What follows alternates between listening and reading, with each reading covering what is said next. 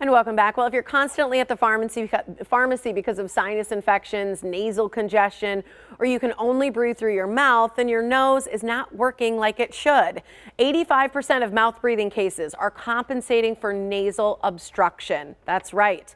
As part of our Breathe Well, Sleep Well series with Advent, we have Advent Medical Director and Board Certified Sleep and Sinus Surgeon, Dr. Ethan Handler. And he can answer some common questions asked about mouth breathing. Good morning to you, Dr. Handler. Good morning. Thanks for having us. Thanks for joining me this morning. These are Facebook questions that we got about this, and I want you to answer these because I think they're going to relate to so many people. So this first one, the first Facebook question is wondering, how does someone know if they're breathing incorrectly?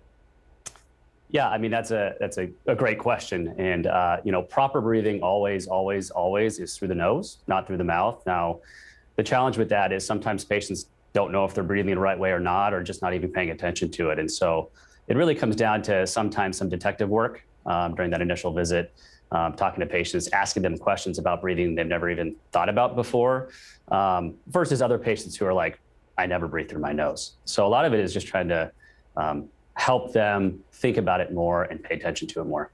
That's so interesting. I bet a lot of people are thinking, like, what's the deal with mouth breathing? My brother's a mouth breather, so I've never forgotten like eating cereal as a kid and hearing him breathe through his nose because, Right. it was, and his mouth as he's like chewing. And I always thought it seemed so uncomfortable. What's the big deal with mouth breathing? Yeah, I mean, and like you said, I mean, sometimes it's somebody else pointing it out to them, or it's a spouse or somebody else being like, hey, why are you always breathing with your mouth open? And mouth breathing, literally when I think, if I wanted to give somebody, like, let's say a poor night's sleep, think about when you're sick, when you have a stuffy nose, I would just pinch off their nose and send them off to bed. And a lot of people just live that life, and so mouth breathing can lead to increased snoring and sleep apnea risk, at nighttime. And then during the day, it's really a quality of life issue. It feels good to breathe through your nose. That's a quality of life thing. Amen. It really does. That's a good point. It feels good to breathe through your nose. Okay, Right. so I love this next question because I think so many of us do things in our sleep that we're unaware of. The question is, I wake up every morning with a dry mouth. Does that mean that I could be a mouth breather in my sleep? Yeah, I'd say about 99% sure. There's other things, side effects, medications, and things that can cause dry mouth. But really, if you're sitting there just breathing through your mouth all night, it's going to be dry. It's a common complaint when people come in. They've got sore throats. Their tonsils might feel inflamed. Their uvula, that's that dangly thing in the back of the throat, might be hanging down enlarged because it's like a punching bag getting beat up by snoring and mouth breathing. And so it's usually a pretty tall tale sign. It's a question we ask every patient, or a lot of people volunteer that information. Hey, I've got water by the bedstand. I wake up, I'm parched, cotton mouth, need to take a sip of water. Huh.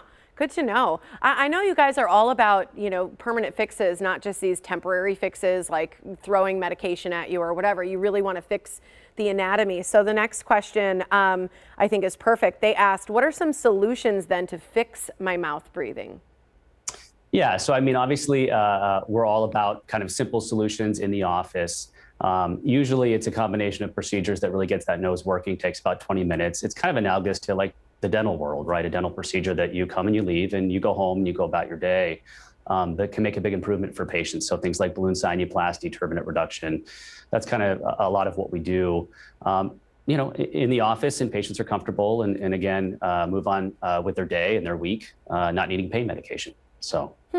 Well, and everybody wants to get off any pain medication. Like, I think that's important as well. Here's one thing I want to know. I kind of want to know mainly because of my brother, but are we born mouth breathers or do we learn to do that somehow, or how does that work? Yeah, no, that's a great question. So it's a learned behavior. I call it a habit out of necessity, right? So for people who can't breathe through the nose, like, you got to breathe through something, otherwise you're gonna have a challenge, And so, but when we're actually born, we're obligate nasal breathers. That's an emergency in babies if they can't breathe through their nose, like a big emergency. And so it's a multifactorial thing, right? Environment, allergies, things like that. But what happens is when you're a kid, if you're starting to breathe through your mouth and the physician or parent or whoever maybe isn't picking up on it or noticing it, it can actually change the way that your face develops. And so it's important to kind of nip that in the bud early on. And then as an adult, there's no time like the present. So if you're breathing through your mouth, doesn't mean you have to continue breathing through your mouth. There's things that can be done. Things that can be done. A quick meeting with you guys is one of them. And I know you do very easy consultations, right?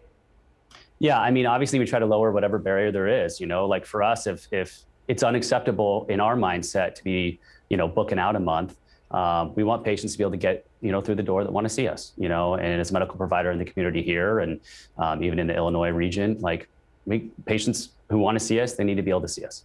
That's great. I love what you guys do there. So thank you so much for joining me, Dr. Handler. It was great to see you. Yeah, thanks for having us. Nice to see you. Absolutely.